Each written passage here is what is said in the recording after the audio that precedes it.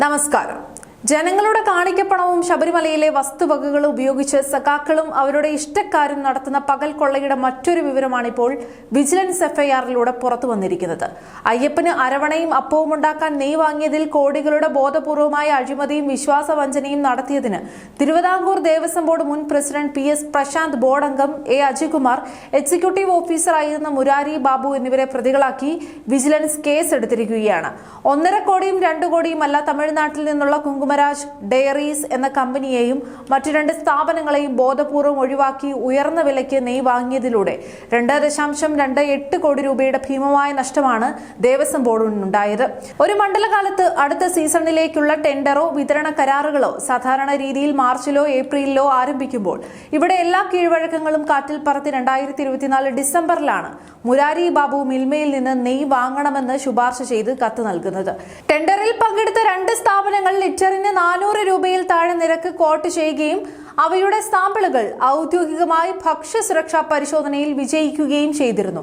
എന്നാൽ യാതൊരുവിധ അർത്ഥവത്തായ കാരണവും കാണിക്കാതെ ടെൻഡർ റദ്ദാക്കുന്നുവെന്ന് പറഞ്ഞ് സ്വന്തം കൈപ്പടയിൽ എഴുതി വെച്ച് ഈ കമ്പനികളെ ഒഴിവാക്കുകയായിരുന്നു. ഒപ്പം അതിന് താഴെ പ്രശാന്തും അജികുമാറും ഒപ്പുവെച്ച് ടെൻഡർ അപേക്ഷ പോലും നൽകാത്ത മിൽമയിൽ നിന്ന് ലിറ്ററിന് 510 രൂപ നിരക്കിൽ ഉയർന്ന വിലയ്ക്ക് നെയ് വാങ്ങാൻ ഉത്തരവിടുകയും ചെയ്തു. ഇതിന് പ്രതികൾ പറഞ്ഞ കാരണം ഒന്ന് കേൾക്കണം. മിൽമയുടെ നെയ്യ് ഉപയോഗിച്ചാൽ കുറഞ്ഞ അളവിൽ കൂടുതൽ അരവണ ഉണ്ടാക്കാമെന്നായിരുന്നു ഇവർ തട്ടിവിട്ട ന്യായീകരണം. എന്നാൽ ഇതിൽ യാതൊരുവിധ ശാസ്ത്രീയതയും ഇല്ലെന്ന് ദേവസ്വം ബോർഡ് വിജിലൻസ് തന്നെ അന്വേഷണത്തിൽ കണ്ടെത്തുകയും ചെയ്തു. കുറഞ്ഞ നിരക്ക് നൽകിയ കമ്പനികളെ ഒഴിവാക്കിയതിന് പിന്നിലും അവർ പരാതിയുമായി രംഗത്ത് വരാതിരുന്നതിന് പിന്നിലും വലിയൊരു രീതിയിലുള്ള സാമ്പത്തിക ഇടപാടുകളും ഗൂഢാലോചനയും നടന്നിട്ടുണ്ടെന്നാണ് വിജിലൻസിന്റെ കണ്ടെത്തൽ. ഈ കമ്പനികൾക്ക് വൻ തുക പണം നൽകി വായടപ്പിച്ചതാണോ എന്ന കാര്യവും വിജിലൻസ് വിശദമായി പരിശോധിക്കുന്നുണ്ട്.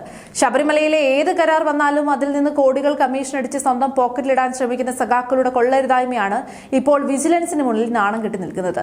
അയ്യപ്പ ഭക്തരുടെ പണവും ഭഗവാന്റെ നെയ്യും വരെ സ്വന്തം സാമ്പത്തിക നേട്ടത്തിനായി വെട്ടിച്ച് ഇവർക്കെതിരെ അഴിമതി നിരോധന നിയമപ്രകാരവും വിശ്വാസവഞ്ചന അടക്കമുള്ള കടുത്ത വകുപ്പുകളുമാണ് ചുമത്തിയിരിക്കുന്നത്.